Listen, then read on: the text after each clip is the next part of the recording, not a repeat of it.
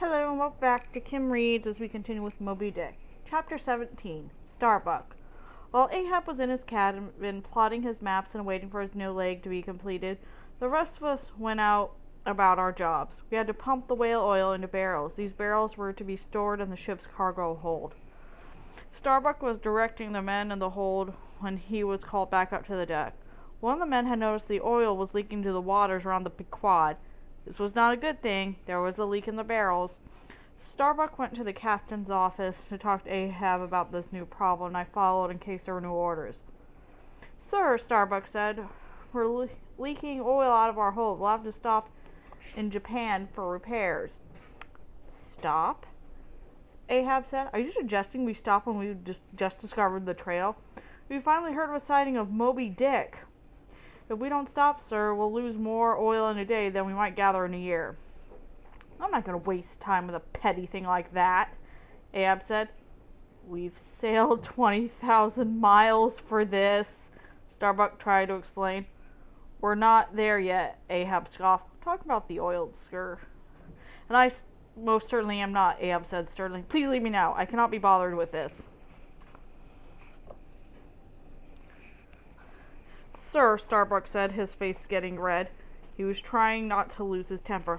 I can't agree with your line of thinking. I am the captain of this ship, Ahab said. That means I am in charge. That means I am lord and master of the ship. Now get back on deck and leave me to my duties. Starbuck turned and went back up to the deck. I followed, but not before I saw Ahab start to pace around the room. How dare he speak to me like that, he muttered to himself. I should punish him. I can make sure he never gets another first mate job again. Ahab made his way back up to the deck. He watched his crew working away. Starbuck was directing men back down into the hold. We were beginning to mend the leak ourselves rather than stop for repairs. Ahab realized he had won the fight. I suppose you did listen when I gave my command, he said to himself. Ah, Starbuck, he said, perhaps you too are an honest fellow. Ahab then called to his crew. Pull up the anchor! Set up the sails! We're moving along! Everyone did just as Ahab commanded. The Pequod set off again in search for the white whale. We continued our search through the casks of oils to discover the leak. The new ones were fine. It had to be the old ones tucked in farther. We dug deep and continued in our hunt. It was dark and cold and very wet in the hold. Unfortunately, Queequeg, my dearest friend, took ill as a result. He got a terrible fever from working down there. We placed him in the hammock with blankets to protect him from the chill. He quickly wasted away. Dark circles formed under his eyes. He had trouble focusing on us as we attended to him. We all thought he was reaching his end. He called me to his side one day and asked a favor. When he was in Nantucket, he had seen some canoes of dark wood. The man said whalers were buried in them. He'd like to be buried in a similar canoe. I did not want to talk about death, but Queequeg insisted.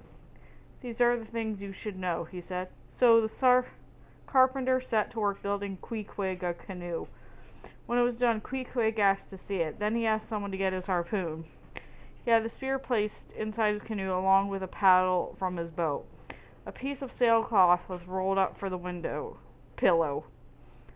Queequeg asked to be lifted in the canoe. He wanted to rest inside. Then everyone waited. We all thought Queequeg would die quietly in this pose. Nothing happened. Queequeg just lay there with his eyes closed. So we returned to him and laid his hammock. And then, after all this work, Queequeg began to improve. Within a few days, he was back to normal. He suddenly leaped to his feet, threw his arms out, and danced a quick jig. He did not let his canoe go to waste, though. He used it as a chest and kept all of his belongings inside. It was only a day or two after Queequeg recalled that we met another ship, the Rachel. As always, Captain Ahab pulled the Pequod alongside her. He asked the crew if they had seen the white whale. Yes, the captain said. We saw him just yesterday. Ahab could barely contain his excitement. He wanted to race to the deck of the ship and start the search right away. Where was he? Ahab said. Not killed. Not killed, I hope. The captain told their story. The crew of the Rachel had been giving a chase to a pod of whales when Moby Dick suddenly appeared before them. They were surrounding their boats. and Moby Dick's flapping monstrous tail made it more difficult to stay afloat. Then one of the boats disappeared in the commotion. They did not know if it went down or if it was lost at sea. "We need your help," the captain of the Rachel said. "Please help us find our missing boat. We do not want to lose our men." Ahab did his best to avoid the topic. He wanted to look for the white whale, not a lost boat. He turned the Pequod away from the Rachel without saying goodbye or good luck. That night, while most of us slept and some were on duty, we heard the cry.